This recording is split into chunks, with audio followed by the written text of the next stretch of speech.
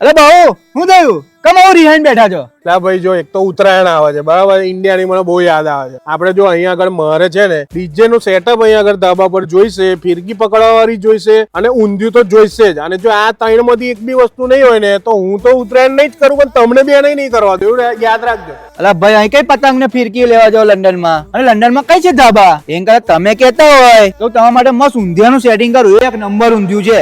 અલા તું હું મોટી મોટી ફાકે છે, તને ને મને તો ઊંધિયું બનાવતા આવડતું જ નથી, તો કેમનું ઊંધિયું એને ખવડાવીશું? અલા ભાઈ એ બધું છોડ ને, વાનગીમાં પ્રી બુકિંગ ચાલુ થઈ ગયું છે ઊંધિયાનું.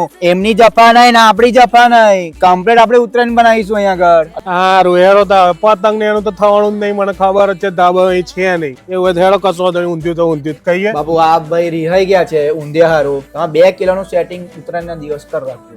સારું થયું બાપુ, તમે વહેલા આવી ગયા, એડવાન્સમાં બુક કરાવી દીધું. તો તમારું ઓર્ડર બુક કરી દઉં છું 14 જાન્યુઆરીએ, બરાબર છે? 2 કિલો પિકઅપ કરી લેજો. લંડન હોય તો શું થયું? અલા ગુજરાતી હોય તો ઉત્તરાયણના દિવસે ઊંધિયું ખાવું જ પડે.